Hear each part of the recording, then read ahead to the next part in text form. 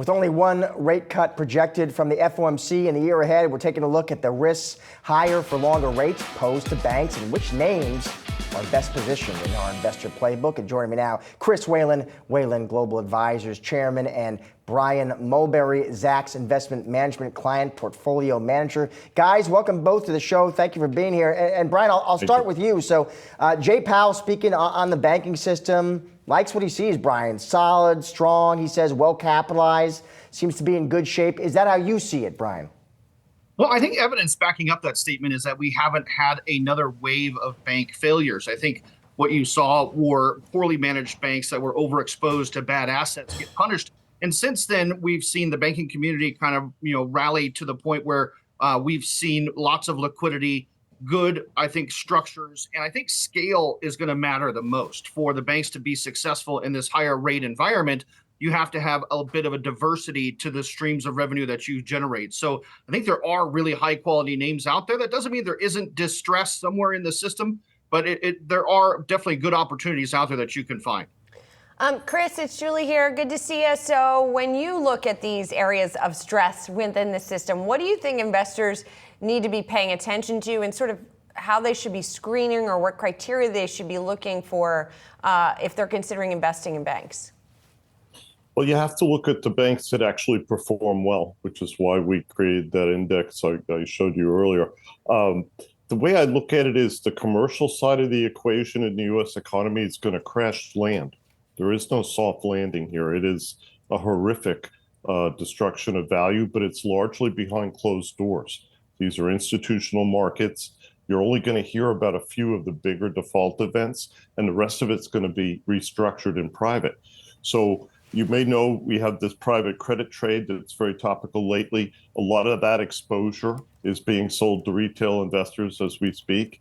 But, the consumer side is still okay. If you look at banks, net defaults on residential mortgages, large prime mortgages that they own are zero. In fact, loss given default is zero compared to 100% for multifamily assets owned by banks. So we have this dichotomy between consumer and commercial that I think will disappear by next year. Okay. So Brian, back to you. Chris, they're talking about what he describes as kind of dichotomy we're seeing commercial and consumer. Is that how you're seeing it, Brian? Well, again, quality and scale are the two biggest things that we're looking at. When we look at some of the bigger banks and their exposure to commercial real estate as a percentage of their total loan portfolio, JP Morgan has 1.4 trillion of a loan portfolio, but only 12% of that is exposed to commercial real estate. Citibank only has 4% of its nearly $1 trillion portfolio. So there are definitely some lenders out there that have substantially higher rates, like New York Community Bank is one of those that has about 54%. And so managing that exposure, looking at the ability to offset those potential defaults and losses is going to be a really big thing in the next couple of quarters. And I think we're going to learn a lot more about that in the next 6 to 12 months as well. Chris, there is another. Go ahead. You can go ahead and respond to what Brian was saying. I agree with my colleague, but I think there are other banks like Wells and Bank of America that have large exposures to commercial. And this narrative that says it's a small bank problem is largely a function of the fact that you don't see hedge funds trying to short Bank of America, even though fundamentally that bank has got a lot of issues. The managers buy it. It goes up. It's a second weighted stock in the KBW ETF right now. So, it's a function of size more than quality right now. And I think for investors that want to last through this year as credit becomes a bigger and bigger issue, I think you want to pick managers of banks who know how to deal with credit and who have very low realized losses. Even though they may have big NPL portfolios, as long as they have the income and the wherewithal to restructure, they'll be okay. It's the ones that don't take this seriously. And to your earlier point, what happened over the last year? We hid the ball.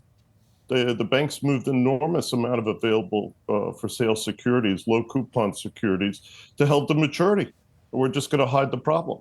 So that's going to affect earnings. Even if the banks can keep those assets and not be forced to sell, which may happen, it's still going to be showing up in earnings and equity returns. And Chris, I want to ask about another type of debt that you also are paying attention to, and that's auto loans on bank balance sheets, which isn't something that's gotten nearly as much attention as CRE. Is it a problem? It's back to normal. In other words, the default rates, loss given default on autos, which typically is 80-90% of the original loan amount, is back to where it was. During COVID, it went to zero because there were no cars.